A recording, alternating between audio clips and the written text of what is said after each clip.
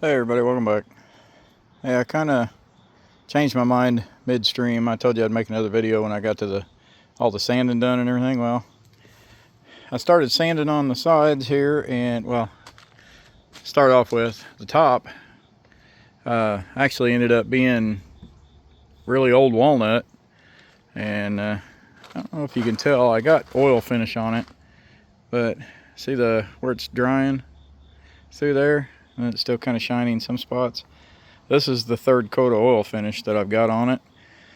That's how dry it was, but underneath that shellac it ended up being nice walnut. Now this stuff here was pine, all this is old pine, but the top they actually did in walnut. But I just went ahead and did a light sanding over top that shellac, and I got a few spots I still got to touch up, but I went ahead and painted it. And I wasn't worried about the screws because I've got new screws to put in it with because these looked pretty janky. They were all discolored and everything. I'll show you in the garage here the screws I got for this, but I wanted to show you that. And I went ahead and left the original little crack between the two pieces where they never like glued it together. I don't know, I just think it leaves some of the nostalgia from it being an old piece.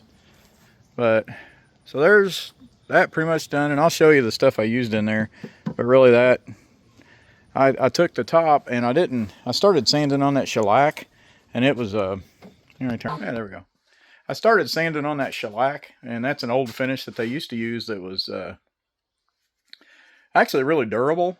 But if you, at least like my grandma and my house growing up, we put coasters everywhere because shellac was very durable, but it got water rings on it. If you got any, like you said, a cold glass on it and it condensate down on it, it would get rings. So that's, at least in my house, we always had to use coasters so it wouldn't get rings on it. And I mean, you could sand it down and put another coat of shellac on it, but and if you didn't know, you can look it up, but shellac's actually made from bugs. But I went ahead and I was gonna started sanding on it, and I went through 2 or 3 sanding discs and it just kept plugging up, and that's shellac's real bad about that. And I could have used a chemical strip and everything, but it was 8 screws to take the top off, and I just ended up taking it apart and running it through the planer and just kicked the shellac right off of it that way. But I'll turn you back around and show you something here. This is, now when I do cutting boards or, let me walk over here and get this. When I do cutting boards or serving trays, I use this stuff on them. And I just get it at Lowe's. You can probably get it off Amazon, whatever. I just get it at Lowe's. But when I do furniture, I will use this feeding wax. And this one is beeswax, orange oil, mineral oil. It's got some different oils in it. I also have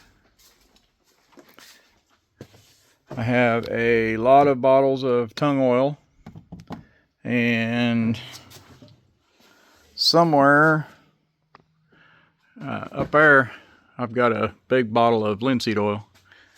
So I like oil finishes on, if I'm doing newer stuff, I prefer polyurethane and stuff, but if I'm restoring older stuff, I prefer oil. And you can tell I just put a coat of that orange oil on here, and that's where it's soaked in on that. This is a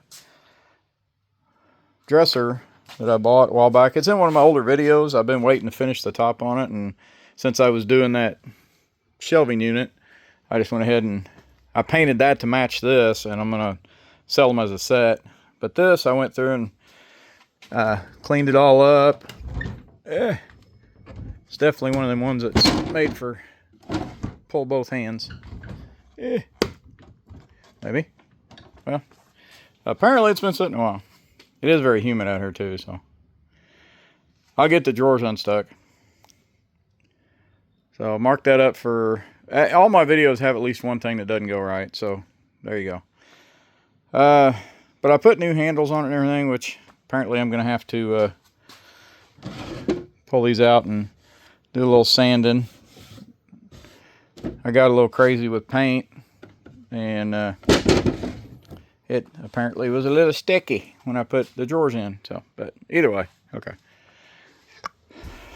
But this, I'll get that fixed before I sell it. But I had this sitting over here for a while because I hadn't got to it.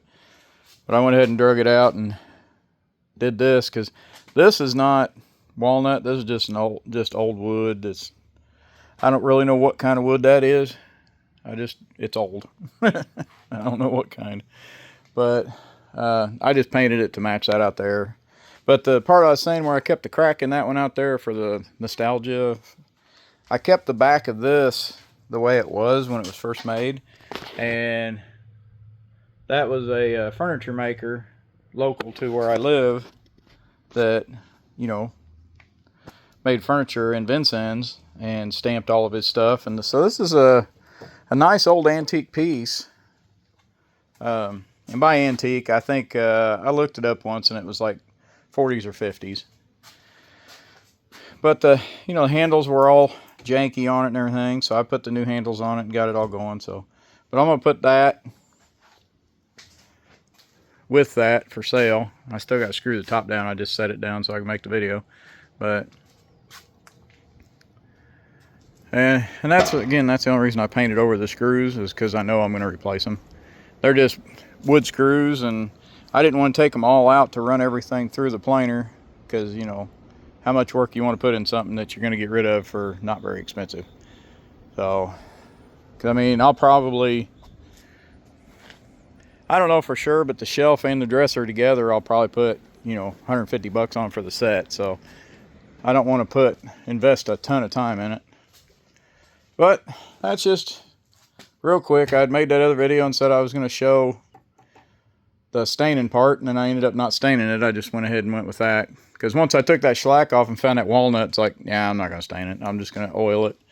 So, and that's completely what this top is here. It's now this I did stain. I sanded it down and put a darker walnut stain on it, but it's got, for a finish, it's going to have an oil finish.